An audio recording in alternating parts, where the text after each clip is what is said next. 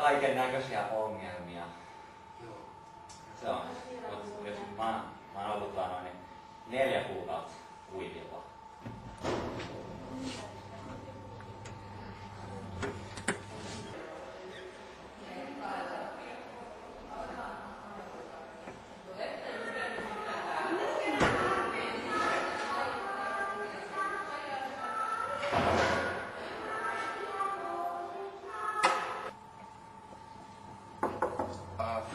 Moi, anteeksi, onko tää toi anonyymien saatanapalvelun kokous? Joo, Paavo lopetti just. Sä tulee kertomaan itsestäsi. Hei. Moi, mä oon Tapio. Hei Tapio. Hei Tapio. Joo. Mä olen nyt 3 kuukautta ollut kuivilla tästä saatanapalveluja jutusta ja ennen kuin mä aloitin, niin mä olin ehkä jotain vuoden saatanapalveluja ja se kaikki lähti siitä, kun mä otin LSDtä tuolla puistossa.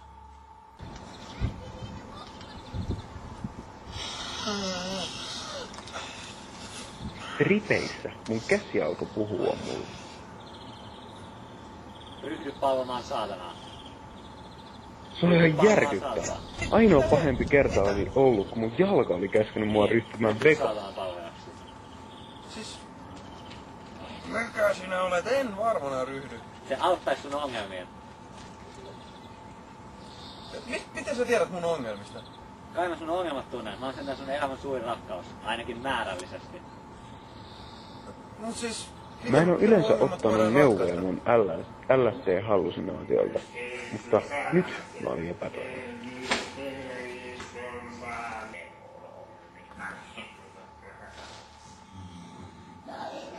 Sitten mä pyysin saantavalta apua, että mun ongelma, etten uskaltanut puhua isän kanssa, ratkeaisi jotenkin. Ja se ratkesi. Mun isä kuoli. Sen jälkeen aloin käyttää saatanan palvontaa vähän kaikkiin ongelmiin.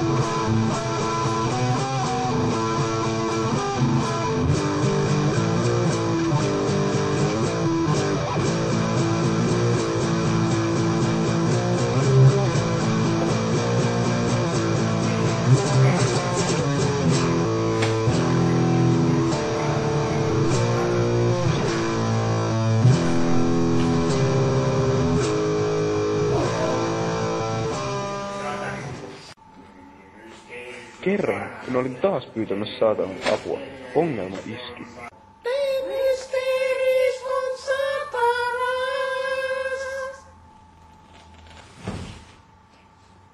Mitä helvettiä?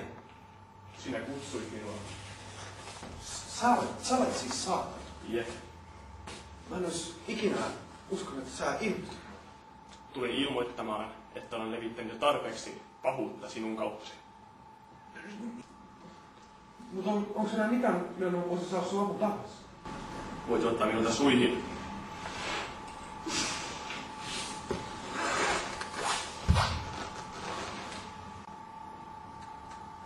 Ai niin, unohdin sanoa, että spermani on myrkyllistä.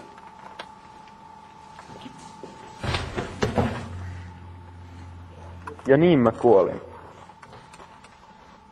Onneksi Jeesus oli hyvä ja tuli auttamaan. Se antoi mulle uuden mahdollisuuden. Nouse, poikani.